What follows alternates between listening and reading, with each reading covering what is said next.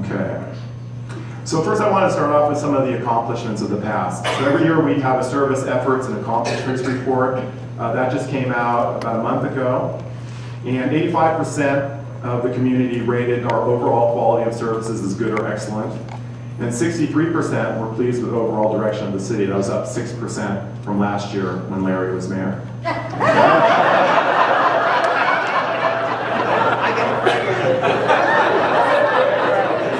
We're reflecting on last year.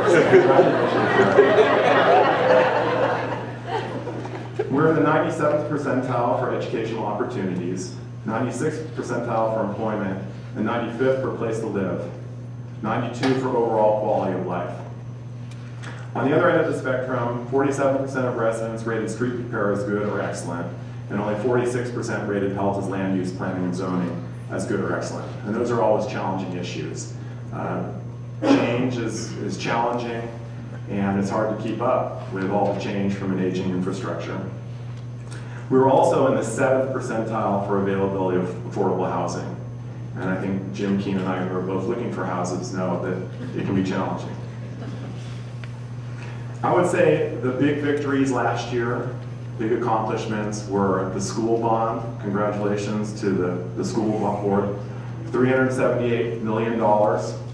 And then the library bond in November, after everyone knew we were in recession, we were really sweating, but there was such a great group of community members engaged in that. We got 69% of the vote, far surpassing.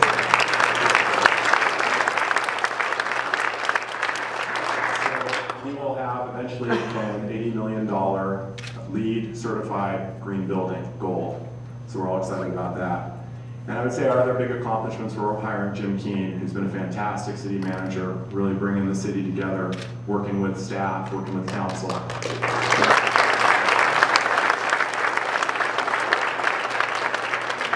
Bringing on Linda Flores-Brashab as our auditor.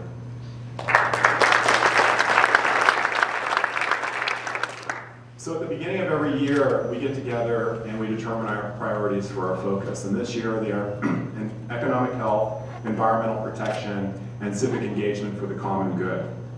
So the economy, as you might imagine, is our biggest challenge. But we know in the past we survived the dot-com bust, and we rebounded.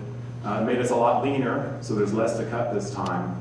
But we're really going to look at every opportunity to cut expenditures at the city level.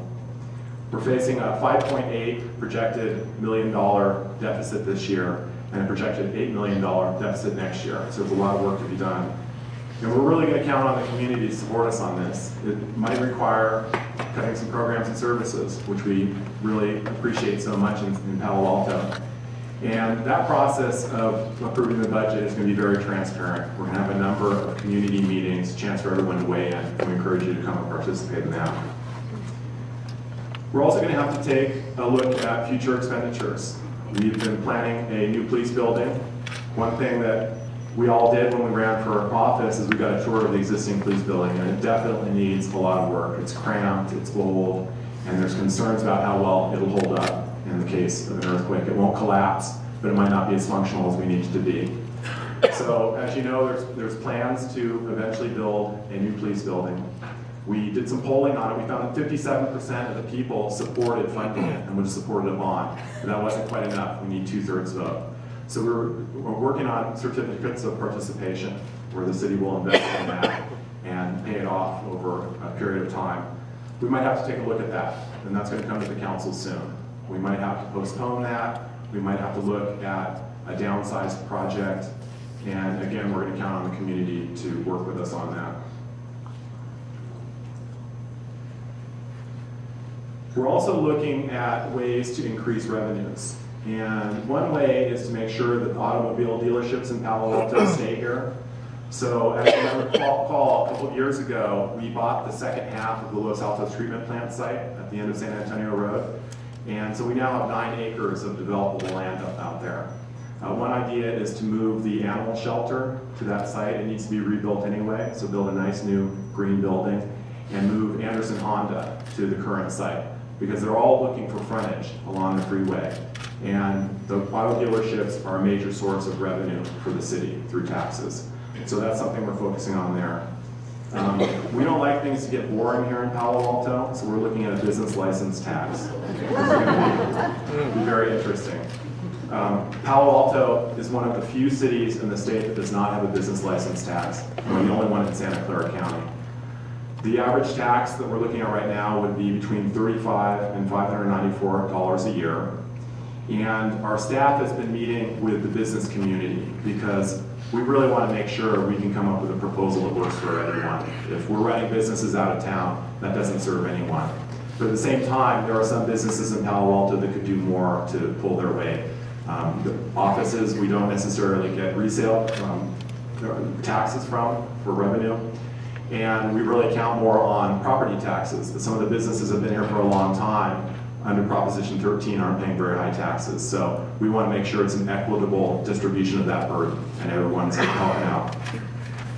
So that issue, the business license tax, is going to come to our finance committee. It's going to come to the city council. And if it moves forward, it will come to a vote of the people. So there'll be a lot of opportunities to weigh in, and we do want to hear from you.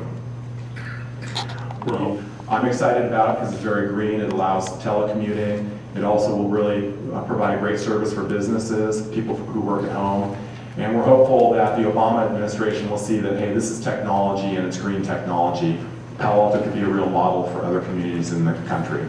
So we're only asking for $65 million for that. Unfortunately for us, we're not as badly off as many communities, in part because we have our utility. It's a great investment more than 100 years ago. And the utility, just like PG&E, we own the utility. We provide energy and other services to the community. It's a lot greener than PG&E. In a lot of cases, it's cheaper. The electricity is definitely a lot cheaper. Natural gas right now is a little bit more expensive, but it brings a lot of revenue into our general fund. And that's the fund that provides the community services that we all take for granted. Everything from fire to police to the art center, junior museum and zoo, etc.